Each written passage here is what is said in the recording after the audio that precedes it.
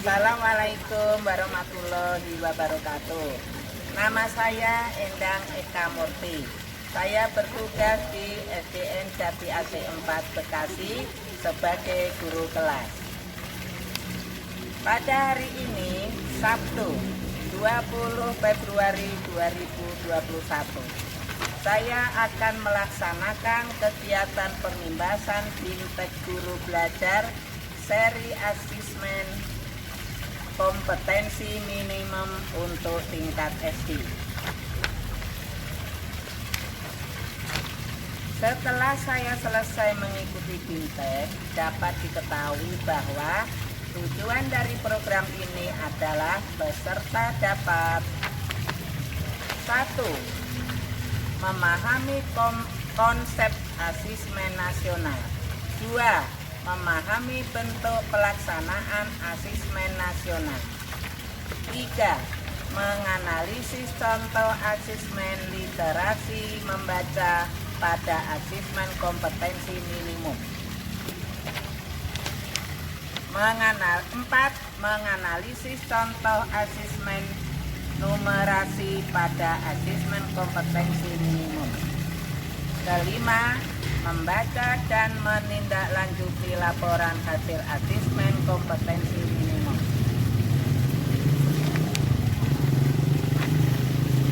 6. Melakukan pengimbasan dengan mengajak rekan guru yang lain untuk mengikuti program guru belajar seri asesmen kompetensi minimum. Selanjutnya, saya akan melakukan kegiatan pengimbasan kepada teman sejawat sebagai tindak lanjut dari kegiatan Bimtek.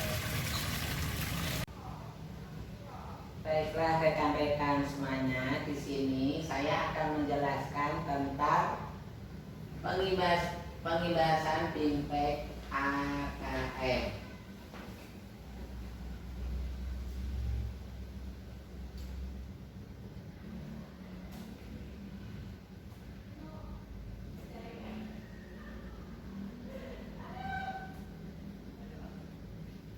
Guru belajar seri asesmen kompetensi minimum untuk tingkat sekolah dasar. Ada 3 tahapan guru belajar seri AKM, yaitu meliputi 1. Orientasi, 2. Bimtek, 3. Pengimbasan. Selanjutnya, yang pertama orientasi. Di sini meliputi program-program yang akan diajarkan, yaitu 1. Berkembangnya miskonsepsi tentang asesmen nasional. Yang kedua, adanya praktek pembelajaran dalam melakukan persiapan menghadapi asesmen nasional. Yang ketiga, guru belum mengetahui cara membaca hasil asesmen nasional. Dan yang keempat, guru belum memahami bagaimana menindaklanjuti hasil asesmen nasional. Selanjutnya, apa pentingnya asesmen nasional adalah sebagai berikut. Untuk meningkatkan mutu sistem pendidikan tidak hanya berorientasi pada pencapaian siswa dalam menguasai materi pelajaran dan nilai ujian akhir, apapun sebutannya, keberhasilan sistem pendidikan lebih difokuskan pada pencapaian kompetensi siswa yang meliputi pengetahuan, keterampilan, dan sikap. Selanjutnya, latar belakang dan kebijakan asesmen nasional. Selanjutnya, kecakapan hidup abad 21 dan profil karakter pelajar Pancasila meliputi 1. Beriman dan bertakwa kepada Tuhan Yang Maha Esa serta berakhlak mulia. 2. Berkebinekaan global. 3. Mandiri. 4. Bernalar kritis. 5. Kreatif. Dan 6. Gotong royong. Selanjutnya, Kecakapan hidup abad 1 dan profil karakter pelajar Pancasila dapat digambarkan sebagai berikut. Selanjutnya,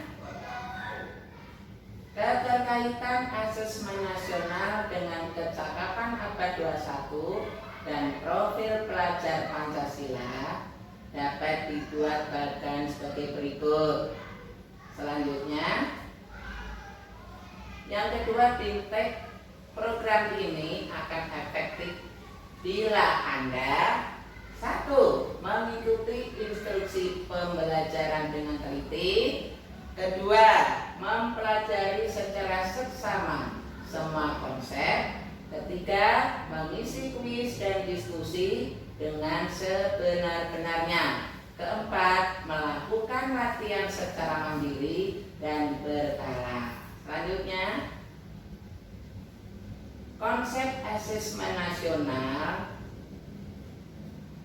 Ruang lingkup belajarnya ada 3, antara lain asesmen kompetensi minimum yang mengukur kompetensi mendasar literasi membaca dan numerasi siswa.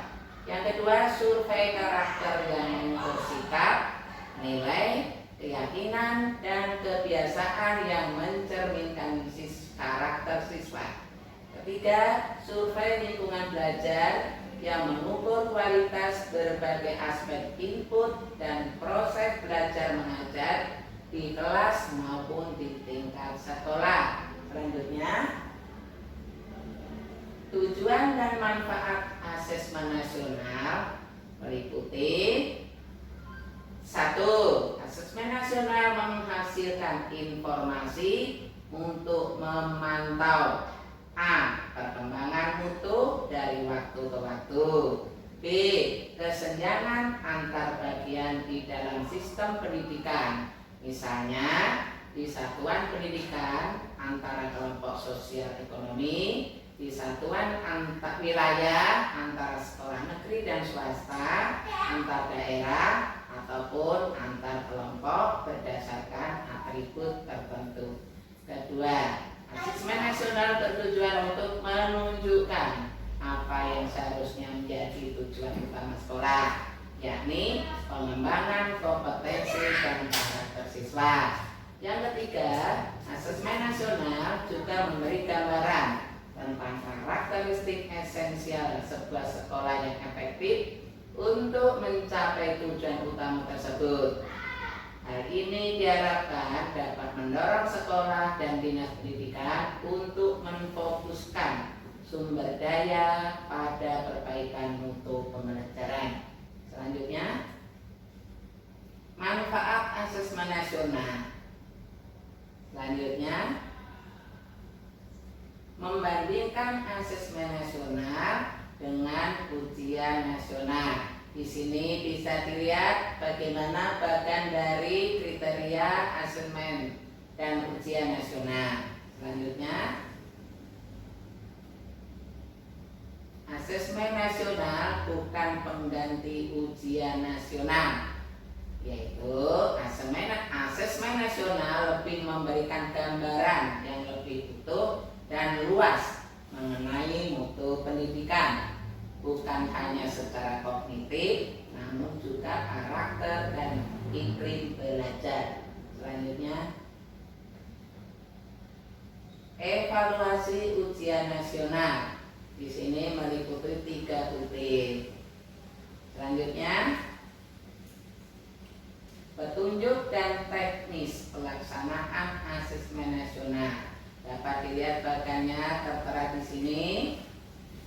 Begitu juga jadwal pelaksanaannya. Selanjutnya,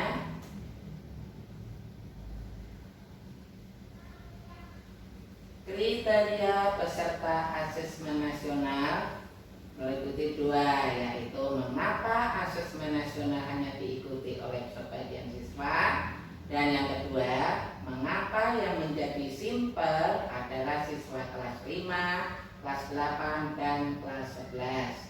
Selanjutnya, merumuskan butir soal asesmen nasional, konsep literasi membaca, mengenal AKM literasi membaca. Selanjutnya,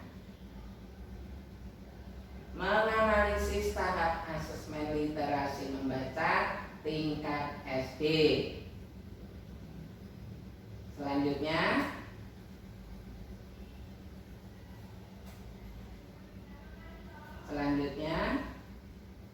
contoh soal literasi. Di sini juga diberikan contoh. Selanjutnya, konsep numerasi, mengenal AKM numerasi.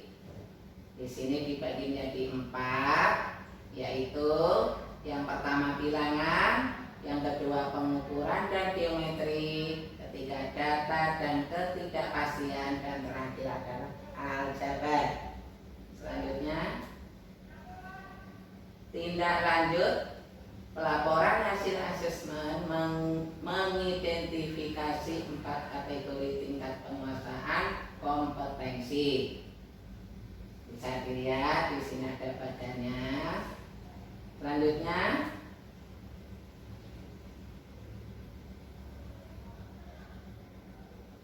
menjelaskan perbedaan pembelajaran berbasis kompetensi dengan berbasis konten. Ya, bisa dilihat di sini. Selanjutnya, menjelaskan perbedaan pembelajaran berbasis kompetensi dengan berbasis konten.